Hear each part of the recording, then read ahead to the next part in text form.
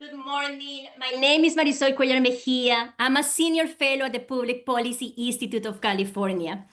Welcome to our virtual program today, featuring the key findings for our recent report, Improving Transfer for Community College to the California State University. The report, technical appendices, policy brief, and slides from today's briefing can be found on our website at ppic.org. This research and event are supported with funding from the Evelyn and Walter Haas Jr. Fund and the Gates Foundation. We would like to thank them for this support. For today's programs, I will present some of the key findings from the report. I will then invite my colleague and co-author of the report, Hans Johnson, to join me for a discussion of the research and to answer questions from our virtual audience. If you have any questions, please send it along with your name and organization to the email address on the screen, ppiceventquestions@gmail.com. ppiceventquestions@gmail.com. As a reminder, PPIC is a public charity and does not take or support positions on any ballot measure or legislation, nor does it support, endorse, or oppose any political parties or candidates for public office.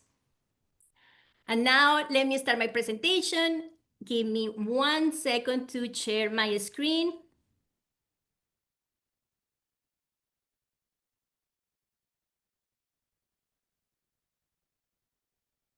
So we're very excited to share this research with all of you today, and thanks again for joining us. In our previous research on transfer, which is available in PPIC's website, we have shed light on the large gap that exists between the number of community college students seeking to transfer and the number of students who actually do. And we have discussed the multiple barriers that the students face to get to the point of applying for transfer. In this report, we shift the focus to what happens once students apply for transfer.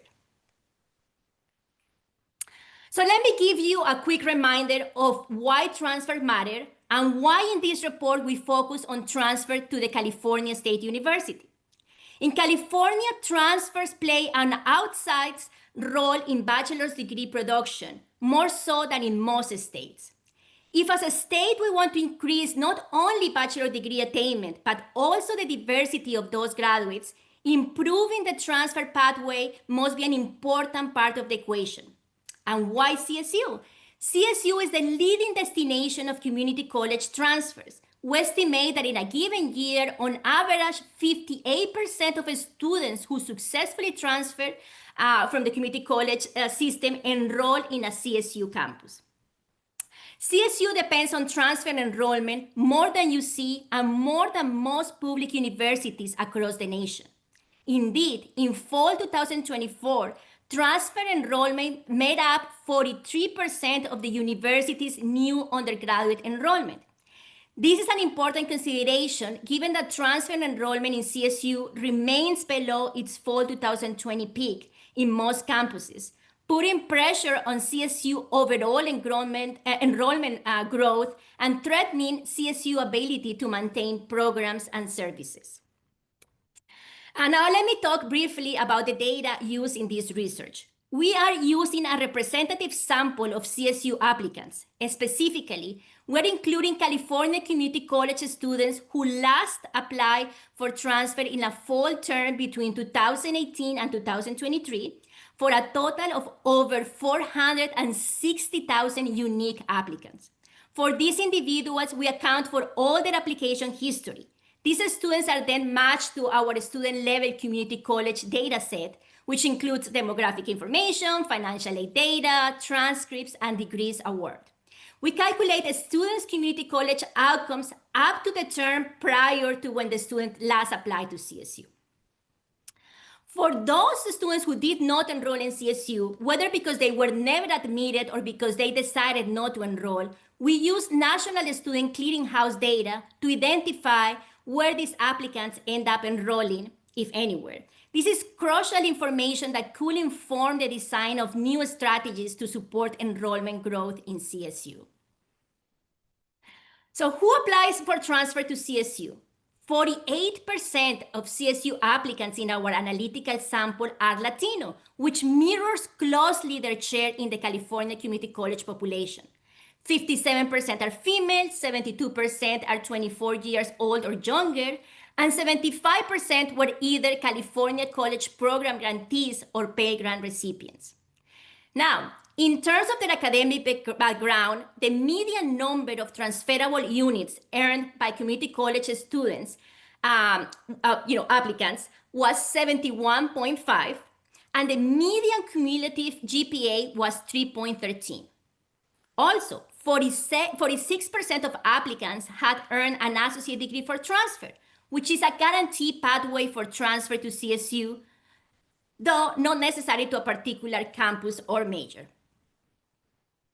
An important question that you may have now is how long it took these students to get to the point of applying to CSU. We find that the typical applicant in our sample spent 9 terms in community college prior to applying. Worth noting that summer terms are included in this calculation. So time-wise, the typical community college applicant spent about 3.5 years in community college. In this slide, I'm showing you how the median number of terms spent in community college varies by demographic characteristics. And for example, you can see that the typical Black and Latino applicant took longer to apply to CSU than the typical white or Asian applicant. You can also see that we don't really see differences by gender. The larger gap that we see here, though, is between traditional age applicants and those 25 and older. The typical transfer applicant, 25 or older, spent 14 terms in community college before applying to CSU, while the typical traditional age applicant spent 8 terms. Finally, students with financial need are also more likely to take longer to transfer. Here in this figure, I'm showing you how the time spent in community college varies based on whether or not the applicant reached some key milestones during their first year in community college. We can see clearly that applicants who completed introductory transfer level math and English courses earned at least 24 transferable units and had a relatively higher GPA during their first year in community college were able to apply for transfer sooner. One thing worth mentioning here is that the students who are 25 or older, Black, or California College Promise grantees or Pell Grant recipients, which we saw in the previous slide were more likely to stay longer, were also less likely to meet these early milestones. So through this point, I have been talking about who applies to CSU and their journey to get there. But let me do a little parenthetical to highlight that many students who could be potentially eligible do not apply. An associate degree for transfer or ADT recipients offer a convenient test group. We find that 21% of ADT recipients between academic year 2018-19 and 2022-23 never applied to CSU. For the most part, ADT recipients who did not apply to CSU look similar to those who applied, with some exceptions. They were more likely to be white, be 25 or older, and have higher cumulative GPAs. In this figure, I'm showing you where ADT recipients enroll on whether they apply to CSU or not. In the left pie chart, we see that 73% of ADT recipients who apply to CSU enroll there. 10% end up enrolling in UC, and 12% do not appear to have enrolled in any 4-year institution. In contrast, among those ADT recipients who did not apply to CSU, more than half, 57%, do not appear to have enrolled in any 4-year institution. Of course, it is possible that some of these students never intended to transfer, but follow the ADT path because their counselors advised them to do, or because that was the path that was available to them. But it's also possible that some of those ADT recipients felt that continuing their education was not a viable option.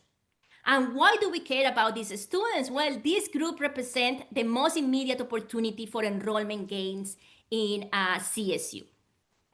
So after that short parenthetical, let's go back to our group of applicants. Based on admission results, we divide applicants into three groups. Those who were admitted and enrolled in a CSU campus, those who were admitted but decided not to enroll, and those who were never admitted. In this figure, we can see the relative size of each of these groups. Perhaps the most important takeaway from this figure is that the vast majority, 92% of community college students who apply to CSU are admitted. Although for many applicants, admissions was not always a linear path. Over a third of students who successfully transferred to CSU apply in more than one term. And among those who apply in more than one term, 47% had all their applications denied the first time around, but were admitted at a later term. So persistence seems to pay off. In contrast, those who were never admitted were more likely to have applied just once, and we see that the 88% in the figure. An important question is what happened with those applicants who did not enroll in CSU, whether because they decided they didn't want it or because they were never admitted. A third of those admitted applicants who decided not to enroll in CSU enrolled in UC instead. 15% went to an out-of-state institution, and 11% stayed in the state but attended a private institution. But importantly, 47% do not seem to have enrolled in any other four-year institution. So now in our right side pie, among those who were never admitted, an equal share went to UC or to out-of-state university, and a slightly lower share went to an state private institution. But the most remarkable thing that we can see in this figure is that 60% do not seem to have enrolled anywhere. Demographically, for the most part, admitted applicants who do not seem to have enrolled in a four-year institution do not look dramatically different from those who enroll in a four-year institution, with one notable exception. They were less likely to be traditional age students. And to a lesser degree, they were more likely to be, to show financial need. The fact that older admittees and those with greater financial need were less likely to enroll speaks to the importance of finding ways to support these populations. CSU's new system-wide strategic plan aims to increase the flexibility of their offerings, which could particularly be helpful for this group of students. Now, when we look at early momentum, we consistently find big difference, greater than 10 percentage points between the two groups. Applicants who do not seem to have enrolled in a four-year institution were less likely to have completed, again, introductory transfer level math and English courses, earn at least 24 transferable units, or have a GPA of 3.25 or above during their first year in community college. In all, applicants who do not seem to have enrolled in a four-year institution had weaker academic backgrounds. Many of them had GPAs below 2.7 and applied without having a degree. Now, a big question that you may have at this point is why admitted applicants may have chosen not to enroll in CSU. And as you can imagine, that is not an easy question to answer, given that there are many factors affecting students' enrollment decisions. Using IPED's data, we did a simple exercise to examine the potential role that location constraints, cost, and selectivity may have played. For applicants who enroll in another four-year institution, we find that these applicants tended to enroll in institutions farther away, potentially more expensive, but also more selective. It is complicated to assess the role that these variables play for students who did not enroll elsewhere. But one thing that we observe is that when we compare students who enroll in a four-year institution and students who do not, we find that the latter group apply to CSU campuses that were closer, less expensive, and less selective. Although we are not doing a causal examination, this analysis suggests that proximity and/or cost could have been deterrent for those students who do not seem to have enrolled in a four-year institution. Now, let's switch gears a little bit and talk about the students who actually enroll in CSU. Among the cohort of fall 2020 enrollees, 76% graduated with a bachelor degree by spring 2024.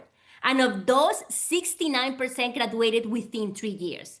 These are encouraging results. However, it's important to acknowledge that 19% of transfer students left CSU without graduating, and most of these students who left the system did so during their first year, having earned just few units.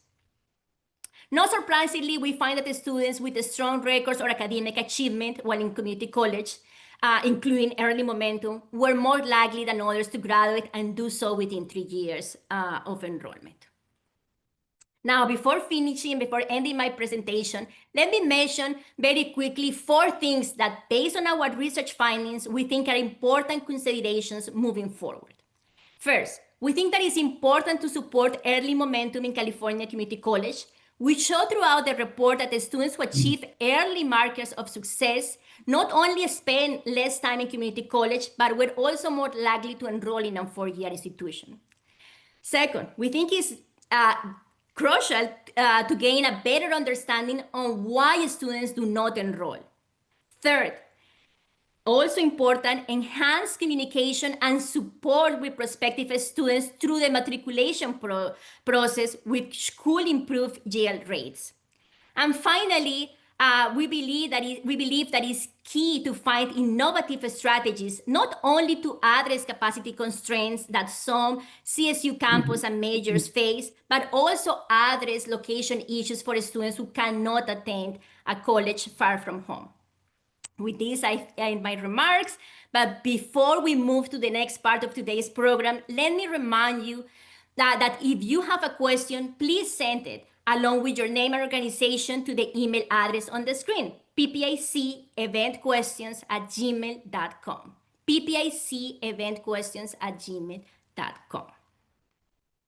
So now, this is the most interesting part of the program. Let me please, I would like to welcome my colleague, mentor, friend, and co-author of this report, Hans Johnson, to join me for a discussion of the findings of the report.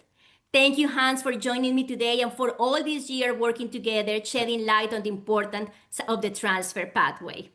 And thank you for a great presentation. This project was really one that Marisol and I were hoping to work on for a long time, and we'd both like to thank the California State University system and the California Community College Chancellor's Office for providing access to the student level data. It is crucial to understanding how students are progressing through the community colleges or not, and then once they get to, again, the primary destination, CSU.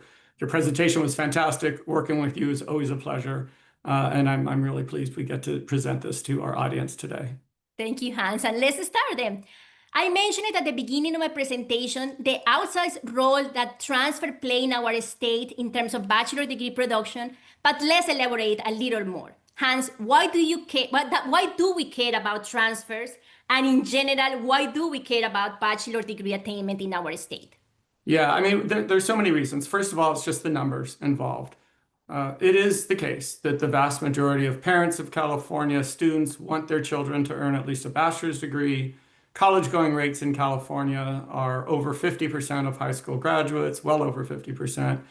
But in California, compared to most states, a disproportionate share go to community colleges, including those who are transfer intending and want to earn a bachelor's degree, compared to starting directly at a 4-year college. So for our state to help students achieve their own academic goals, we need to ensure that transfer works. And it works for some people, but not for enough. And we've done a lot of work, Marisol and I, with Marisol doing most of that work, looking at different facets of the transfer pathway. Those reports are on our website. There's other organizations that have done great work on this as well. But all of us find that there are too many obstacles, too much failure, and encouraging and finding ways to improve those pathways is crucial, not just for students to achieve their goals, but for our state to have a highly educated labor force. And this is kind of an aside, but not really. It's contextual, but we're always asked, well, is college really worth it? And the answer consistently has been, in over 10 years of working in higher ed, yes. And we use empirical data to answer that. And it's especially yes for students who go to community colleges and then go to California State University or the University of California, because that is the least expensive pathway for California college students, or can be, if they do it in an expeditious manner, to earn a bachelor's degree. And despite, again, a lot of the kind of maybe common perceptions, a college degree through those public pathways in California is quite affordable. There's grant aid for low and middle income students that covers tuition and more in some cases. So improving these pathways is just incredibly important for our state. And finally, let me note, California, despite our amazing higher education system, ranks below average in terms of the pathway through to and through college among recent high school graduates. So we have a lot of room for improvement, and transfers one area where the leveraging possibilities are just huge. Thank you, Hans, and I agree completely to everything you said. Second question for our discussing. Our research finds that 14% of admittees in our sample of analysis, which is about 62,000 students, were admitted to CSU but did not seem to have enrolled in any four-year college. So what can be done to better understand this population? Yeah, so first of all, it's heartbreaking, right? Students who have graduated high school, went to community college, did everything they needed to do, applied in a timely manner, met all the deadlines, did everything right, were admitted, and then they didn't go. And I wished we had an easy answer for why they didn't go. So Marisol and I, we spent some time trying to figure out, was it distance? Was it cost? And unfortunately, we don't have any easy answers. Certainly, those are factors that almost play a role. But I think at the end of the day, what we really need to do is find out from those students why they didn't go. And so I would love for the community colleges or the chancellor's office to work to, or the chancellor's office of California State University system to work together to identify those students and survey those students and find out what some of the factors were. We know that many of those students who did not go ended up maybe in the workforce. So that's another thing that we're interested in looking at. And so I think a critical component of a lot of programs that encourage college going and college completion are providing students with sufficient information about their options and their outcomes. So we just need to know more. Was it that they didn't get into the major they wanted to get into? Was it that they didn't get into the campus they wanted to get into? We need to know more. I don't know. What are some of your thoughts, Marisol? Well, first, I hope that we can continue this research, and kind of like one of the things that the next step will be kind of like take a closer look at this variation by campus and by major. So in this report, we kind of like keep all high level because this was kind of our first approximation, but I think future research is going to try to tackle that question is, what are the variation that we see? Are those students who do not enroll are concentrated in certain majors? Are they concentrated in certain geographic regions? So there is still a lot of work to do to better understand this group and support them. And of course, there is going to be, for us, the opportunity of linking student level data from CSU and the community college with labor market data is going to really help us to understand, because we saw before that students who were less likely to enroll were, or students less likely or more likely to be in that group were students 25 or older. Those students are more likely to have responsibilities, probably needed to prioritize work. So that will give us really some insights of why students are not enrolling. Yeah, and it would be great to be able to use the student aid data too to understand what kind of aid has been available to students and whether maybe they used up their Cal Grants while they were in community colleges. And that's exactly right, because when we say, that they went to colleges that were more or less expensive, that's based kind of on the median cost of attendance that from the college, which of course take into account, financial aid and other scholarships, but it's not the individual, we're not talking about the individual circumstances that specific students faced. Yeah, and then we have another set of students that could have applied. They earned ADTs, but didn't. And so, again, we've done some work profiling what those students look like demographically and some economic characteristics. But again, this is just a lost opportunity for our state, and especially for some of the CSUs, which are having enrollment challenges. This is not a small pool of students. So one of the advantages of doing this work, and in general of linking data across systems, which has been a challenge in our state, and we're moving forward with the C2C, the Career to Cradle data system, and in this case, with the agreements we had with the CSU and with the community colleges, we have a better sense now of the size of these students who could have but didn't go on. And I think that also is a target of opportunity for figuring out how we can encourage those students to continue their education and earn that degree. Exactly. And a related question in some ways, we also find that about 69,000 students who were admitted to CSU decided to enroll in another four-year institution. Most of them, about 43,000, enroll in UC, which is, perfectly alternative. But many of the remaining 27,000 students enroll in colleges with either higher cost and or lower graduation rates. So what can CSU do to increase, their enrollment rates? Yeah, and again, I think that information might be part of that. Some of the colleges that students end up enrolling in might be more aggressive in recruiting. Some of them were even for-profit colleges. A number of them were online, and you often see their ads on TV, for example, all the time. And so I think there's a couple lessons there. One is, again, to provide those community college students with the information they need about costs and graduation rates and how they compare between the CSU campuses that they're going, that they've are interested in, and the other college choices that they might have, again, outside of the UC system. And then there is this question of online learning and trying to promote more online opportunities for California students who are applying to CSU. And I know that there's a lot of work going on there. There is a CSU online, but CSU and UC, for that matter, are competing with some big online university systems that are not based in California, and that I think would benefit, many of those students would benefit from going to a CSU online campus of some sort. So I think that's something else we should be thinking about as a state. So Marisol, Marisol and I could talk about this for hours. So we want to be mindful of your time and get to some of the audience questions.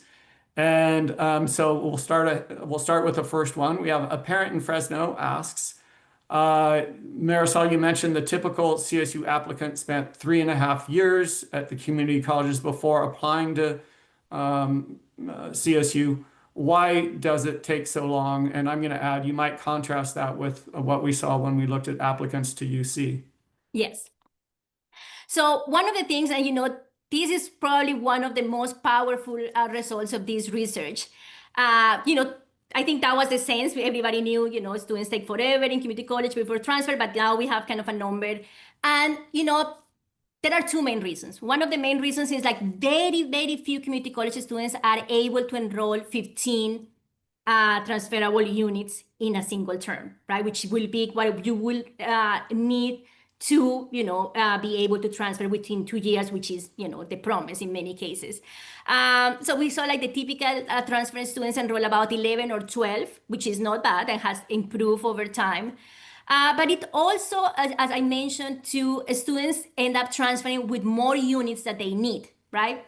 In, as a part of the associate degree for transfer or just to transfer into CSU, students will require 60 transferable units. And then we see that the students are transferring with, 71.5. And then, so there is this, kind of lack, and we have talked about this extensively, lack of clarity of the specific transfer units that the students need to take. Sometimes the students think that they are taking the right unit, and the next term they go to the counselor and it's like, oh no, actually that's transferable, but that doesn't, is not transferable to the CSU that you want to go. So those are kind of the main challenges that the students face. So our second question comes from an educator in Los Angeles County. How can we improve early momentum? And you might, first of all, define what we mean by early momentum. Yes, so what we define by early momentum is the achievement of key milestones during the first year the student is spent in community college. And recently, on the last almost 10 years, there have been very important efforts to help students navigate and succeed during the first year in college. So AB 705 implementation is an excellent example, which has helped many more students to complete introductory transfer level math and English courses during their first year. Also, the expansion of dual enrollment, which allows students to take community college classes, has also helped. But getting students to enroll in a full course load remains a challenge. The California Student Success Completion Grant is an important effort in this area, but we do believe that more efforts are needed. For example, better and more proactive advising, flexible scheduling, increasing on-campus work opportunities could be also potentially help. And we have heard of campuses that are trying that and have seen good results. And let me remind the audience that to ask questions, go to PPIC event questions and submit your question there. So our next question comes from a researcher in Sacramento. Do you have any insights on how your results vary by CSU campus? Yes, so we did a little bit of that, and just by looking at, this official data, we know that admission and enrollment rates vary widely across CSU campuses. That's one. But also when we look kind of our data, we saw that the distribution of applications submitted by those who were admitted and enrolled mirrors very well the distribution of all of applicants with some exceptions. One does that these students were less likely to apply to San Diego State and Cal Poly San Luis Obispo, which we know are the most selective of the CSU campuses and are impacted. And this contrasts markedly with the distribution of applications submitted by those who were admitted but decided not to enroll. Well, the opposite is true. So those students who decided not to enroll, they were more likely to have applied to the campuses that were less selective. And we find that in general, students also, for example, students who were never admitted, a portion of those students were also more likely to apply to Cal Poly San Luis Obispo and San Diego State or San Marcos, which are very selective. And interestingly, we find that many of those students who were never admitted to CSU were admitted in a UC campus. So that was kind of one of the very interesting, but we were able to elaborate more on that. And that's one of the directions that we hope that future research takes us. I know there's always a tension within the system about how to allocate new student enrollment. But from our standpoint, the campuses that face the largest demand and are most selective are the ones that we might want to prioritize in terms of expanding space and opportunity for additional enrollment. It's where students want to go, it's where they're applying. And in many cases, those are the campuses that are closest to where they live as well. Exactly. And that's why we kind of, in some ways, campuses need to start being more creative about how we can expand online learning offerings, explore the effectiveness of, collocation, collocation between the community college and the four-year university. So just finding ways of how we can overcome those capacity constraints. We have time for a few more questions. So the next question is from Suzanne in Orange County. Was there anything that surprised you about your findings? I mean, there were a lot of things that surprised in terms of in a positive way. I didn't know that so many, of CSU applicants were admitted. So I think that was a fantastic result.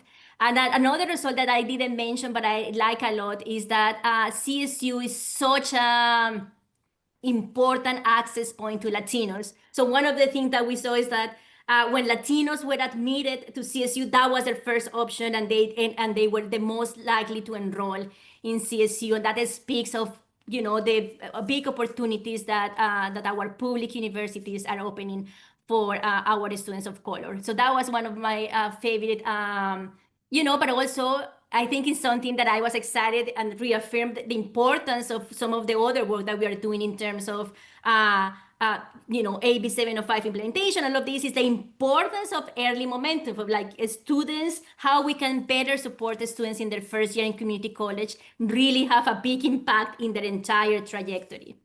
Yeah, and for me, one of the main surprises was how many students had completed an associate degree for transfer and realized that that degree is, it's kind of marketed as a degree with a guarantee. And the guarantee is if you do these things while you're at the community colleges, courses, grades, you will be guaranteed admission to a CSU campus. And the number of students earning ADTs has increased dramatically over time. It is a great program. It is meant as a way to reduce the uncertainty about what you need to do to get into CSU. And it is directed to CSU. UC, for example, does not participate in the ADT. They have their own programs, but they don't participate in the ADT. So it's a great program, and yet we have tens of thousands of students who earn ADTs and don't apply for admission. And again, we don't know exactly why, but maybe some of them think they won't get in. And yet we also know that 92% of CSU students who applied did get in, and of course, were admitted. And students who earned ADTs were even more likely, of course, to be admitted. So I think that would be really useful for students to fully realize that that next step in the process is one that holds a lot of promise for them being able to move on in their educational trajectory. And I will note that, in the news lately, and rightly so, has been CSU's new direct admission program for first-time freshmen from California high schools, where high schools share or districts share transcript data information to CSU about students who have met all the criteria to be admitted to CSU, and students are sent an email, I believe, information at least, that they have been admitted to CSU even before they've applied. Now, the next step is they have to actually go through the application process. But again, it's kind of front loading the good information, letting students know that this is a possibility. The pilot, which was in the Inland Empire, Riverside County, was very encouraging. And so I think thinking about how to do that same kind of thing with transfer. So we have all these transfer ADTs. Presumably the students know that they got an ADT and that it is supposedly a guarantee, but maybe we should send them information like, congratulations, you've been admitted and here's your next steps. I think that might help. We have only 2 minutes left.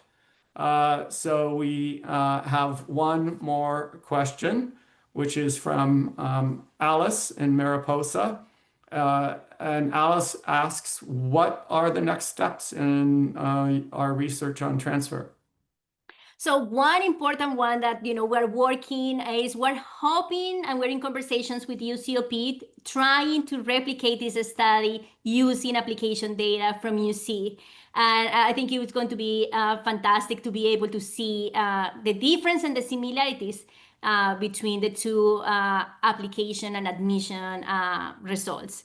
That's one. Also, we really are hoping to get to be able to link data, student level data in CSU and community college with labor market data, because that's going to kind of be the next frontier that we hope to achieve. But please know we are going to continue studying transfers. We think that this is a very important topic for higher education in our state.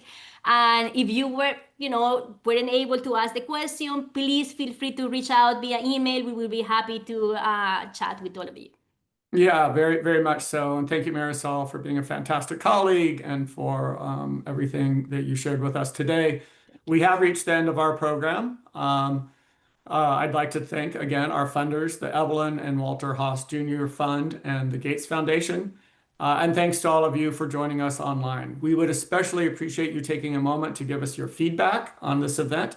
If you pre-registered, you will receive an email later today with a link to a short survey. but you can also scan the QR code on your screen right now. Finally, a recording of today's event will be available on the PPIC website and on our YouTube channel, so you can watch it over and over and over again, or maybe even better, share it with your network. Thank you very much for attending and have a great afternoon.